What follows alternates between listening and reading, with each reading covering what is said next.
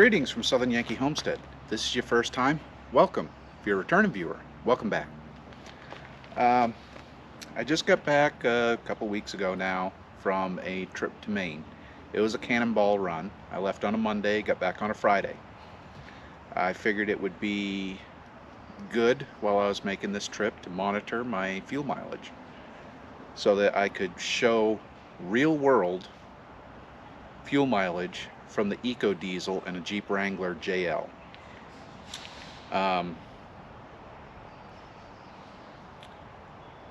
Obviously this is not a sponsored video. This is not one of those auto channels that has a budget. This is just a guy and his new toy going on a road trip. With that, I did this two different ways. I marked the mileage and the amount of fuel I used and figured out the actual number of fuel mileage, and I had the gauge. I was very pleasantly surprised with the fuel mileage overall. Now, on this trip, I tried to stay within 5 miles per hour of the speed limit. So if the speed limit was 55, I tried not to go over 60. But if traffic was going faster, I was maintaining speed with traffic. I say that because certain areas in New York is 50, and if you're doing 50 in those areas in New York, you're getting your ass run over. So I was going with the flow of traffic. My worst tank was, no surprise, when I got into Maine, the speed limit went to 70. I was maintaining 75, and it was windy. That day there was 35 to 40 mile per hour sustained winds.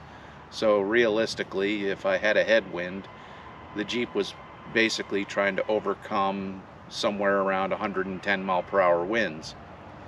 I felt it. I was blown all over the road. It affected my fuel mileage. But I tried to stay within the limits. I stayed on cruise control as much as possible, as well as I left the auto shut-off function on, so when we went to grab Dunkin' Donuts or something, coffee, it would shut the engine off. It wouldn't idle by design. So I did everything I could to maintain as good a fuel mileage as I could. Real world. This, there was a couple times, yes, I got into the throttle just because it's fun. I like hearing the turbo spool, and you can hear the turbo spool. It's not obnoxiously loud like the old Ford 6 liters, but there is a little whistle there when you get on it, and it will get up and go. I will apologize in advance. The Jeep is dirty. We're in the middle of pollen season right now, so it's not going to look like a nice fly trying to bite me.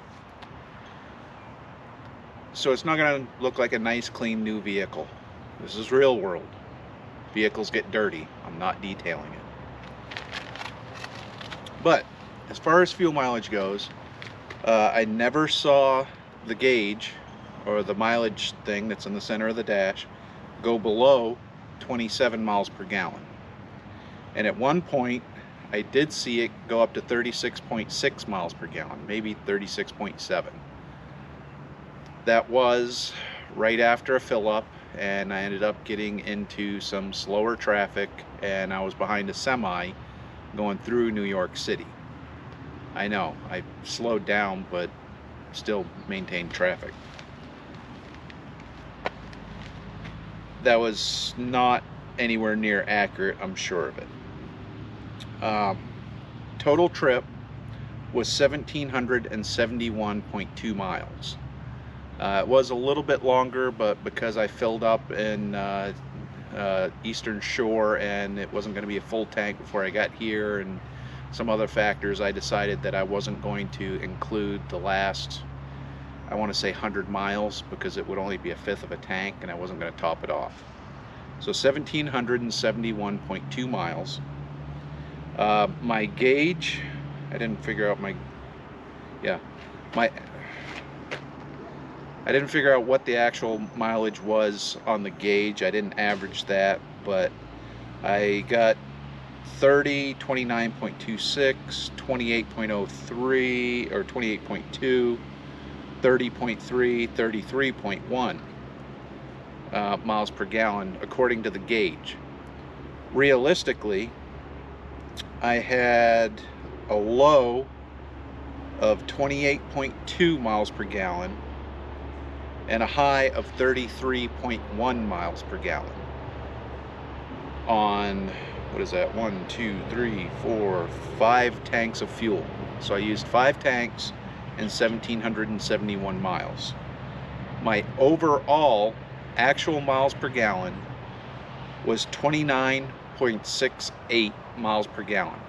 That's right, 29.75 miles per gallon is what I averaged over that entire trip. This is a good long distance test of real world mileage. The gauge, don't trust the gauge. It can be wildly off to minor off. The gauge would always read more miles per gallon than I actually got. So at best it's a little off. I think the biggest separation I saw was 2 miles per gallon. Yeah. So these were all done mathematically. Miles, fuel quantity, figure it out. If you don't know how to do that, there's plenty of places on Google. Anyhow, I'm rambling. Hope you enjoyed this video. Please like, comment, and subscribe if you want to see more on this Jeep.